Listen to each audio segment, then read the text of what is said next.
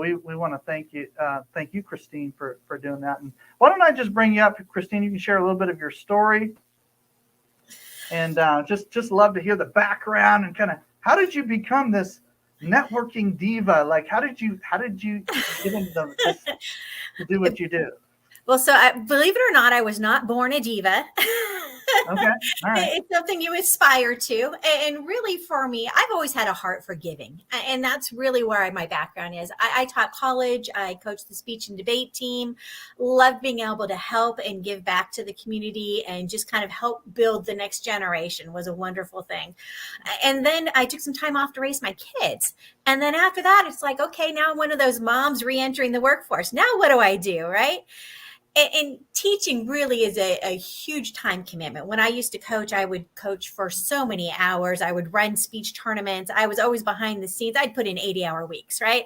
And I thought, well, let's see, maybe I want to do something different now. Not that I didn't love teaching, but maybe I want something that gives me a little bit more life balance. So entrepreneurship. Right?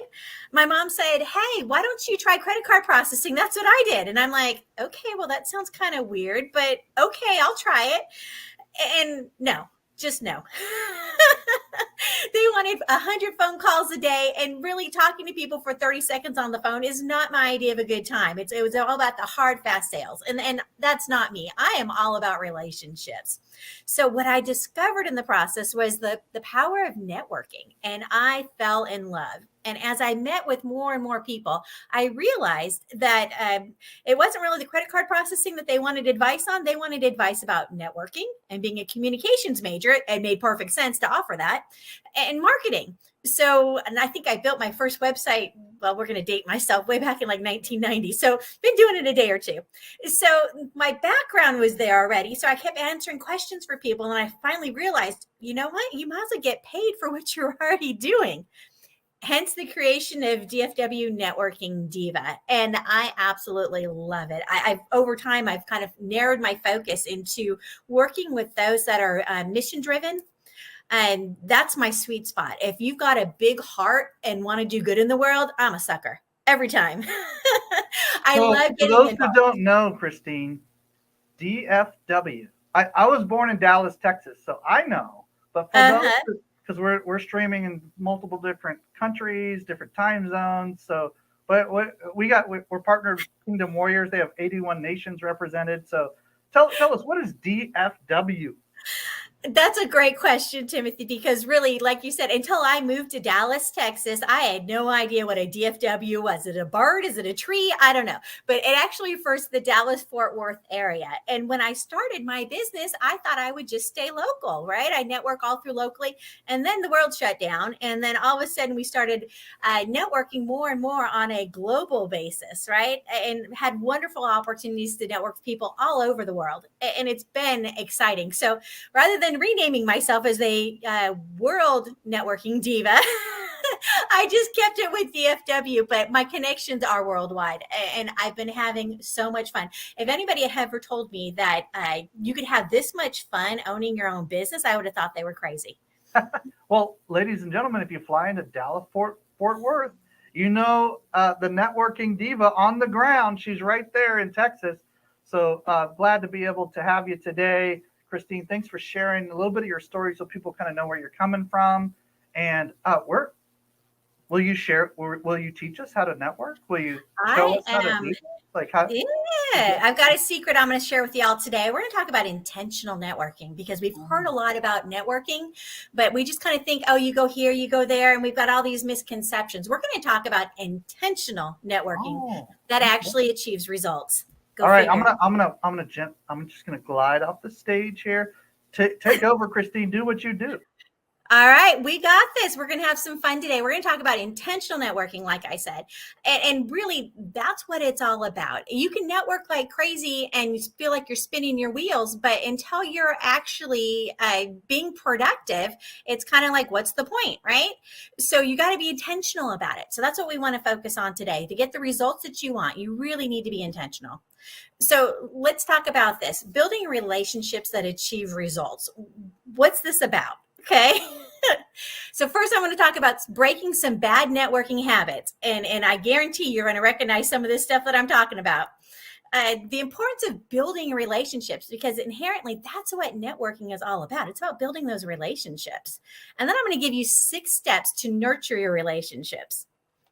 All right. Are you ready? Here we go. All right. First off, we're going to break the bad habits. Now, I know that you have bad habits, and I know you know other people that have bad habits. And these are the no-nos. Do not do these no matter what. All right. I'm going to warm you up. Are we ready? See who you recognize. Is this you? Let me know if this is you, or if you know somebody that's done this kind of stuff for you, right? So our bad habits include, you all know the frantic networker. This is the person that's running around from event to event to event, and they're all over the place. And every time you turn around, they're at every networking event that you've ever seen, right? You're like, and here they are, and here they are. They go to 20 events a week. And all you ever see them do is just network and network, and they're just losing their mind. The frantic networker, right? We know those ones, but maybe they're not actually following up with anybody.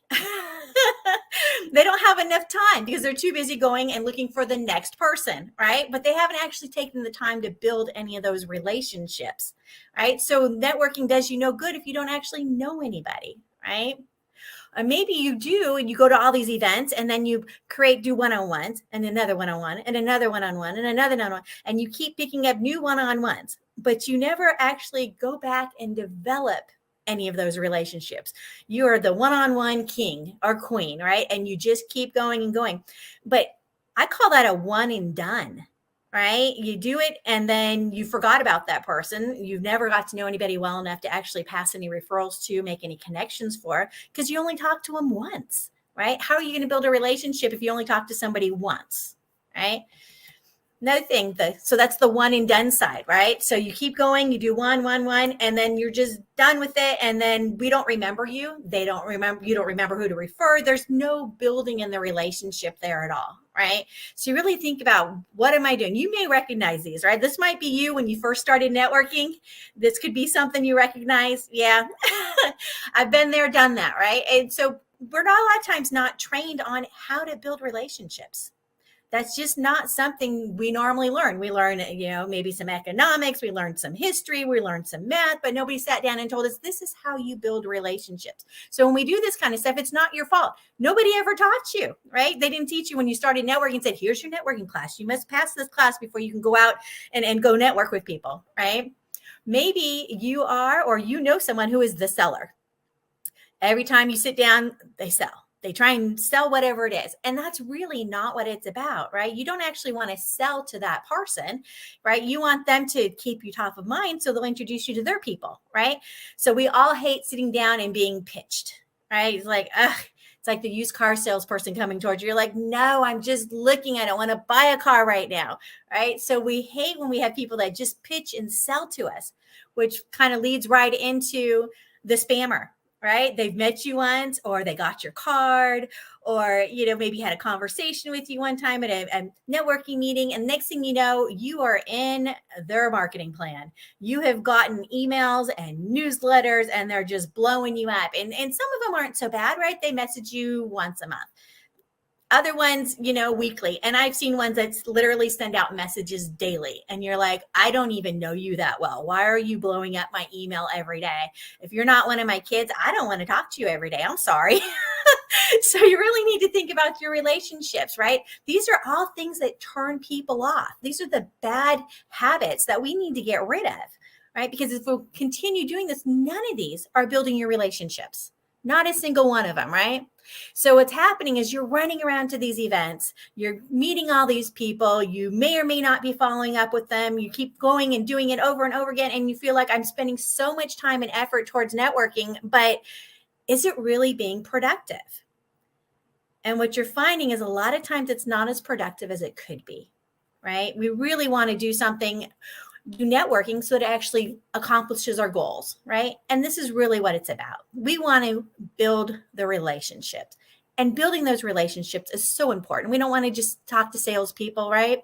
We want to do business with those we know, like, and trust. And if you've been involved in networking at all, you've heard that before, but do we ever really break it down to what that means, right? We really want to know the other person. If this is somebody that you want to continue to do business with, right, you want to know them so well that you can give their elevator pitch or their 30-second commercial for them. You want to know their lines of service. You want to know what their products are well enough that you could tell somebody else about them, right? Or just enough that when you hear a key word, you go, oh, that's who I'm thinking of, right?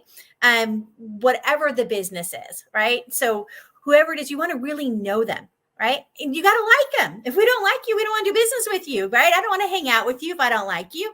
I don't want to go to meetings with you, and I don't want to send other people to you because I don't even like you, right? So it's important that we like people. You're going to choose who you want to do business with based on who you know and like, right? So if you think about it, I probably know 500 financial advisors, right? But the ones that I like are probably the ones I'm going to refer, right? Nobody wants to refer anybody they don't like. And trust. Right. And that's something that's built up over time. When you say you're going to do something, did you do it? When we sent you a referral, did you follow up with them? And there's nothing worse than trusting someone with one of your clients, referring them to someone else, and then they just drop the ball. They don't follow up. They don't talk to them. They don't. Right. And your trust now is being depleted. And you're like, I'm not sending any more referrals that way because I don't trust you. Right. So we really need to know, like, and trust who you are. Right. The whole goal behind building those relationships is to get you to be top of mind. Right. You want to know whenever your keyword is spoken, they go, oh, here, let me introduce you to my friend. Right. When I hear something about someone going, gosh, I need to make a lot of phone calls, I go, oh, well, let me introduce you to Stacy Stockford. Right.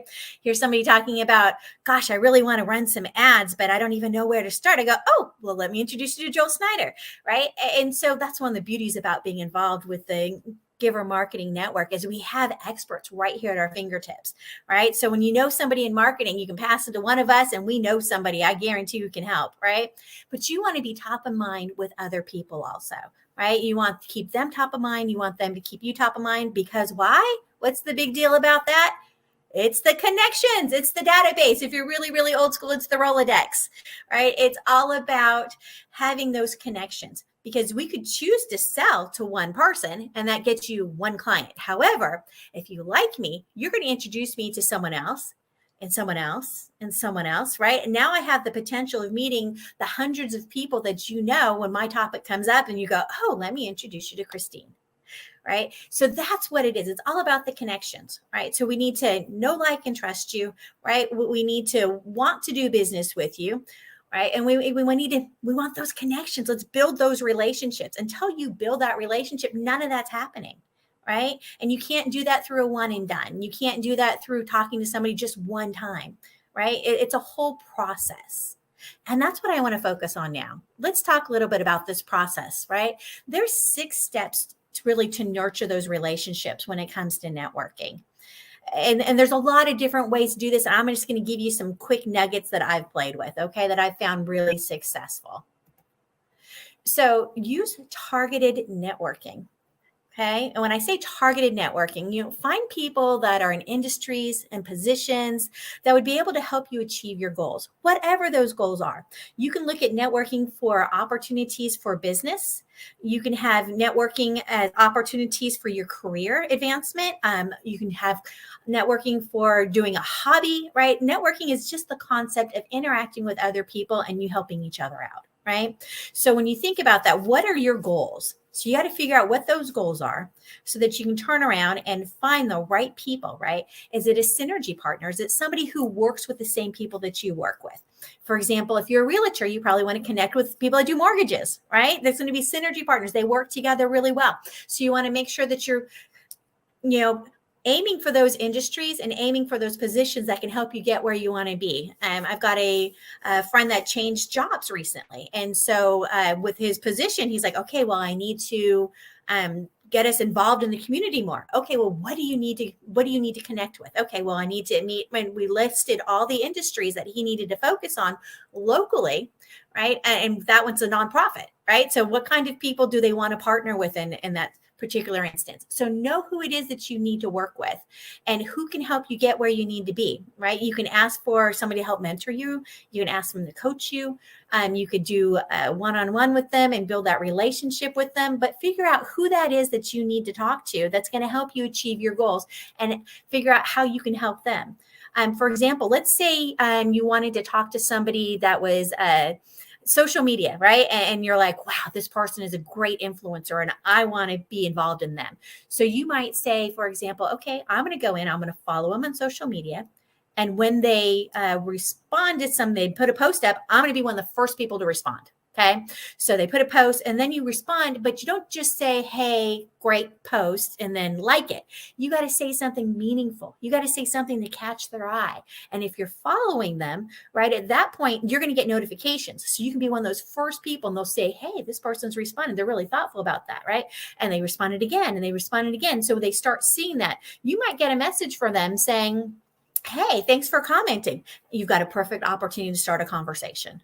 Right? So find the people that you want to connect to and actually take the initiative to go build those relationships, right? And that's really what the next step is, right? Once you know who you want to talk to, take the initiative, find those commonalities. What do you have in common with them? And initiate that conversation, whether it's through following them on social media, sending them an email, a phone call, trying to find out what they're interested in and being at those locations. Don't be too stalkery though. But the idea is you have things in common. You know, if you like to walk dogs and they like to walk dogs, right? If you've noticed a lot of animal pictures on their posts, whatever it is that you find in common, maybe they're involved with a nonprofit that's something that you really think is wonderful, right? Whatever that is, find your commonality so you have an excuse to start a conversation with them. You never know. You guys might get along really well. I've had the opportunity to introduce people to great synergy partners, and I've introduced them to their best friend. I mean, it just depends on the situation, right? Finding those things in common and have the guts to take it. Right? Take that initiative. And a lot of people are afraid to take those steps forward. They're like, gosh, what if they don't like me? Right? We get all this self-doubt and this talk in our head. And you got to let that go, right? Your comfort zone is not where you grow and expand, right? You got to leave your comfort zone if you actually want to make an impact. Right? So you got to be willing to take that risk. If not, you're not going to get very far. Right? So leave that comfort zone and go forward and initiate those conversations. Worst case scenario, they're not interested. And that's okay too. Right? This means they weren't your tribe. Find the next tribe. Okay. Now, another big step on this is follow up. So we get a card, right? You go to a networking event and you've got 100 cards, right? The end of the week, you've got 500 cards, whatever it is. If you never follow up with anybody, you've never developed those relationships, right? Get that appointment. Call them, put some systems in place. At the end of the day or whatever it is, set aside 30 minutes to reach out to anybody that you talk to for the first time that day, right? Have an email set up for you to reach out and set up those one-on-ones, whatever it is that you need to do, but you need to follow up. The money is in the follow-up. If you never follow up, you're not going to get anywhere. Okay. And once you actually get that meeting, add value. Focus on them and their needs. One of my favorite quotes by Zig Ziglar, right? You will get all you want in life if you help enough other people get what they want, right? Focus on the other. This is the opposite of this sleazy salesperson, right? Hi, I've got this. You want to buy this, right? Nobody wants to hear that, right? Focus on them. Get to know them, who they are, what their dreams are, what their desires are, and how you can help make their goals happen. Right. And they're going to be like, hey, wow, this is a nice person. What can I do to help you? Right. And that's what we're looking for. We're looking for something mutual. I'm not telling you to, just help other people and never get anything in return and be a floor mat. That's not what this is about. It's about adding value and building those relationships with other people. Right. Whatever their needs are. And sometimes it's business related. Sometimes it's not. Sometimes it's lending them an ear and letting them talk because they had a rough day. Right? It's taking those times to be a real human, be a good human, right? Be nice, add value to other people's lives, whatever that looks like. Another thing to keep in mind is get organized. All right, I'm going to spend a minute on this one. Are you ready? All right, get organized. If you have a CRM, you're ahead of the game. If you don't, get one. I'm just going to say right up there. Okay. And they have some that aren't too expensive. It's worth the investment, because what happens is you can put all your contacts in there. And when you type in the details. Put a summary of your meeting, right? Add it in as, met with so-and-so today, and this is what we talked about. They're looking for this, right? Put some key words in there. This way you can keep track of the details. If you know the name of their spouse, if you come across their birthday, the name of their children, the name of their pets, whatever it is to help build that relationship, because a lot of times we can't remember it all. And so we need to have a spot where we can go back and look at it, right? So if it was important to you, or it made you laugh, or something that made you smile, write that down. Right. And it also gives you something to mention when you call them.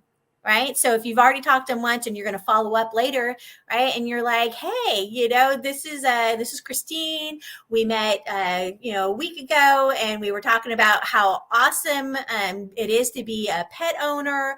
How's your dog, Fluffy? Right. It's a great, breaker to get back into the conversation, and it helps you remember who people are. Right.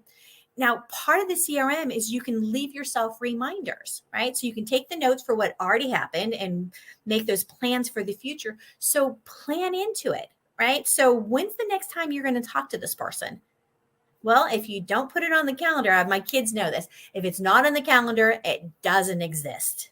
It just doesn't exist, right? So it's got to be written down. A goal without a plan is just a wish. I mean, all this kind of stuff. So if you don't write it down and you don't put it on your calendar, it doesn't happen. So use this as an opportunity to schedule. Okay, I talked to them here. I want to follow up with them next week. So I'm going to schedule something in, and I get a pop-up reminder that says, call so-and-so, right? Or send an email. Now, some of your CRMs will even let you write the email ahead of time and schedule it. This way it goes out in a week and it's ready to go, right? So you didn't even have to think about it. You did it right after your meeting. You can follow up with them. Hey, just following up. Wanted to see how you were doing.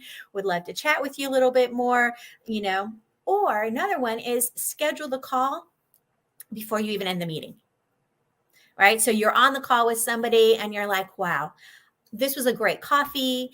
Thoroughly enjoyed our conversation. I'd really like to talk to you again. If you're open to that, I would love to talk to you. When you say 2 weeks, and book something right then on the spot. I mean, that just makes it so much easier. Getting organized makes a difference. And if you don't already have a scheduler, I would highly recommend getting a scheduler, whether it's a Calendly or whatever format you want to use. It really just makes life a lot easier. Don't you let that eliminate the human connection, though. Because a lot of times people, here, let me just throw a link at you. Let me build the relationships. That's still an important part of it all. Okay. So really, if you don't have a CRM, I can't emphasize enough, get a CRM, and that will help you keep track of your nurturing process. And every time you interact with that person, put it in there, right? The big thing is consistently nurture the relationships, right? You can't just do one and done. You can't be a friend and then disappear and they're like, she was really nice, but where did she go? Right? You got to be consistent with it, right? Build those relationships until you actually are building them really strong and use every opportunity, right? If you're going to go to a networking event, why not invite a few people with you? If you're going to go hit a happy hour, why not invite a few people with you? You're like, I've really been wanting to go out to lunch. There's this new restaurant. Hey, why don't I bring someone else with me? Right? So the idea is never dine alone, never attend an event alone. Take someone with you. And every single one of those is an opportunity to continue to nurture those relationships that you're involved in. Right. It's kind of like I say, going to church and listening to prayer is great, but until you actually interact with the other parishioners, you haven't built a relationship with anybody. Right. So you got to go through the effort to make those connections and get to know everybody else. And that's those steps that we need really to continue to work. Right. So if you're going to do networking, be intentional about it. Actually build relationships where you can get those results that you're looking for, right? Get rid of those bad habits. Understand that it's all about building the relationships, and then follow those simple 6 steps to nurture your relationships. Okay. So for me, as the networking diva, I always say network smarter, not harder. Okay. It's all about doing it smart. You can run around all over the place and constantly try and meet new people, or you can develop the relationships that you already have. Right. So for me, I'm all about the strategy, the networking, and the marketing. And that's what I love to do. And feel free to reach out anytime. I truly love working with small business owners, solopreneurs, nonprofits. That's my playground. And if I can be of service, I love to help. If you want to network with me, I believe in go big or go home. So right here, you've got my Bitly link. You can be on my podcast. We just randomly do it when we want to.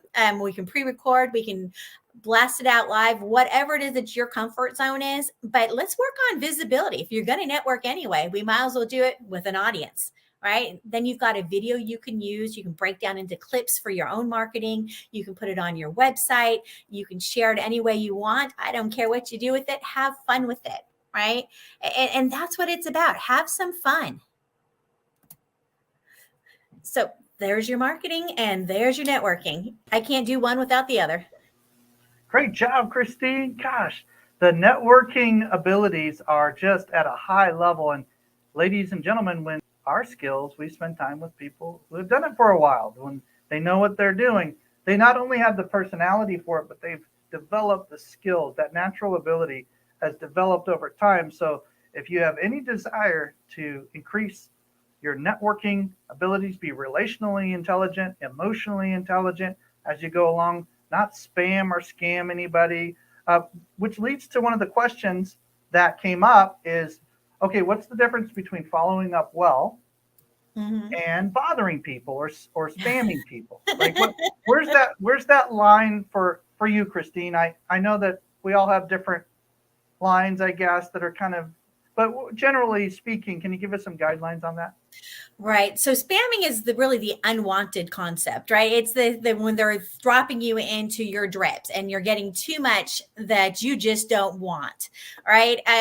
Is what you're sending personal, or is it just generic to everybody else?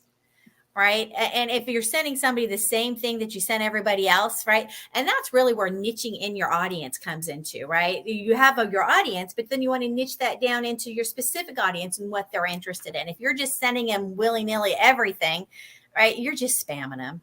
If you're actually building relationships, hey, would you rather get an email from you, Tim, that says, hey, I'm in town, let's do lunch? Or, here, read this latest thing that I wrote because I'm giving it to you and I think you should read it. Well, that's a good answer to that question. And I'm always curious of some of these like I'm thinking of the introvert in the audience right now as well. And I'm thinking, okay, so you and I are extroverts. We could go on. We get charged by a room full of people. Okay, whether it's virtually or in person, it matters a little bit. But the point is, our batteries get charged by interaction, and some would even associate it with like auditory stimulus and some of these kind of things. Like our actual personality type, the neuroscience of this is really fascinating. I'm sure you've looked into some of these kind of things too. But what about for the introvert who they actually get charged by less stimulus? They get charged by less of the noise, less of they want some alone time, or maybe with a quiet friend, or like, how do they follow up as a networking professional, whether they're in a traditional business or an actual networking business or some other kind of any kind of business can benefit from this. But how does a sales professional or a business owner benefit if they're an introvert? Like, how does that work? That's a great question, Timothy, because the world's made of introverts and extroverts, right? And so we got to remember there's those that feel the need that they need to do those connections and those nurturing. And then there's the other side of it, that those that are introverts that you're reaching out to. So you got to be careful when you're reaching out to the introverts, because they're like, whoa, too much, backing up now, right? I'm feeling a little overwhelmed, right? And that can be through the nurturing process. And even at the networking events, that becomes an issue also, right? I always look for the wallflowers. I want to go find the wallflowers. Those are the people that are sitting, they're observing, they're checking things out. They're maybe not ready to participate. But if you talk to them one-on-one, they're like, oh, someone was nice and came up and talked to me. That's great, right? As long as you're not too intimidating, a little bit of mirroring right, for communication, Yep. because you want to make sure that you're not overwhelming somebody. Okay. And it can happen, right? Whether it's through email, text messages, or even one-on-one and talking to somebody. So a lot of times I'll mirror the energy level of the other person, Okay. because there's times that I'm like, yeah, if I'm a little too exuberant, this person might get up and leave. Yeah. And you said mirroring, so that leads me to another question. I'm noticing that there's a lot of different channels to follow up on. Mhm. Some folks prefer the email, some social messaging, some text messaging. There's even other forms that some people Uh-huh. actually prefer even the totally different, older methods even. So, or other methods, but uh, almighty phone call, like there's just so many different things. Stacy, you can talk about that another time, but Uh-huh. what, how do we know how to follow up? What All right, method, what method, how do we do this? Timothy, this is going to sound crazy, but ask. Oh, When that's I too do my easy. That's partners, too easy. Okay. I like it. my partners, I sit there and I ask them, what's your preferred method of communication? Remember, I was talking about the CRM. Put that in there, right? And if they're going to be a serious synergy partner where you're sending things back and forth, you're going to know what their favorite method is, and they're liable to tell you. And if you're not sure, ask. I have friends that I talk to in Facebook Messenger. Other ones, it's LinkedIn messaging. Other people send me text messages. Sometimes it's through WhatsApp. Sometimes you just don't know if it's going to be through Slack. Is it, what's going on here, right? There's Yeah. so many options. So a lot of times people can't keep up with all of them, right? Okay. So if you just ask them what their preferred method is, right, that just takes all the guesswork out of it. Yeah. Okay. Good. And we got some good comments coming in about the introvert extrovert conversation, which kind of was triggered by the mirroring tip that you gave us. So I love it. I love it. So find out what people are really wanting. Sound is what you're saying. Ask Mhm. them good questions like, how would you prefer I connect with you? How often or how would you prefer I connect with you? Nothing wrong. Okay, I like it, Christine. Ladies and gentlemen, look up Christine Deane, Deane, on your social media platform. She's all over the place. She's easily found because she's working with people like Vicky and others to just kind of make sure that she's everywhere. And gosh, what a jewel in our network. Thank you so much for all the work you do behind the scenes. Half the stuff we don't even know you're doing, and we know, but we don't know exactly. You know what I mean? We know that there's some special sauce happening, and from A to Z, if you're putting a podcast together or an event together, and you need some marketing push, some outreach, some kind of cause-driven organization that might need to get the word out from a promotional standpoint. Christine is a walking promotion machine, but she does it in an organic, networking, tactful, classy way. So that's the person you want to talk to if you're putting a little event together or something, and you want to just make sure that you got as many eyeballs on it as you can. Of course, she knows about ads and some different things too, with partnering with Joel and others. But at the base level, we're humans connecting with humans. We're not Absolutely. numbers connecting with numbers. We're not widgets connecting with widgets. We're not robots yet. Okay. It's as So simple as that, Timothy. It's just that simple. It's all about relationships. that's it. And she has some superpowers in those areas. So if you want to just ask her some questions, look her up, light her up, say the word summit, and she'll give you some extra goodies, of course, like she mentioned. And get on her podcast, record something, like get on there, get the word out, and take advantage of that. You only get that in certain places when private invite only scenarios or summits like this, and you just got an invite to a podcast. For all those going, I don't have enough people listening to my stuff. I don't know how to reach my audience. I don't know how to talk to business owners and other movers and shakers doing good in the world. She just gave it to you on a platter. Go That's set up right. a Let's do time, it. connect with Christine, and she'll have her podcast filled out before you know it. So you better hurry. All right, love it, love it. But we'll Thanks, have a Christine. blast. You Thanks, guys will have Timothy. fun. Love our Giver Marketing Network. The collaboration and the possibilities are endless. Great Yeah, place to play. yeah. What a fun team, right? And speaking of that, Christine, thank you again. But speaking of that, I always think about, okay, so if we all have connections with, several hundred other people, if not thousands of other people, as a marketing professionals, generally we have connections with thousands of others. What a privilege it is to kind of lock arms with folks like yourself and really walk into a marketing project or some kind of venture and say, okay, what marketing superpowers do we need for this project? Christine would be a good fit for America Prosper, or so and so would be a good fit for Kingdom Warriors, or so and so would be a good fit for this project over here. And I'm just dropping project names because some of us know what those are. But listen, there's a good fit for you as a marketing professional. If you're listening, there's a good fit for you in the Giver Marketing Network, because we're all about capital C collaboration. And if you've never collaborated on a high level before, it'll change the game. You'll basically, you don't have any excuse but to grow, because you have all the talent available you could ever want. So now you're a walking, talking agency instantly, because you have all the talent you could ever want. You don't have to go through all the vetting process of finding out if somebody, speaks a certain language or does things a certain way, or if their reviews are fake or not, if they're, on this platform or that platform, if they're going to be here today, gone tomorrow. No. This is stable, really powerful networking at another level. So thanks, Christine, for being a part of this and teaching us how to do this. And even internally, like our Slack channel, we have like 70, I don't know, but before you know it, we're going to blink and have 100 team members in our Slack channel.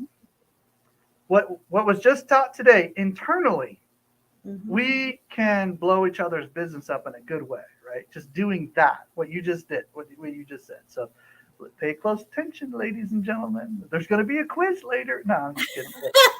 All right, thank you, Christine. Appreciate you. We're gonna jump to another stage here with Brian Gregory in just a minute. Thank you again.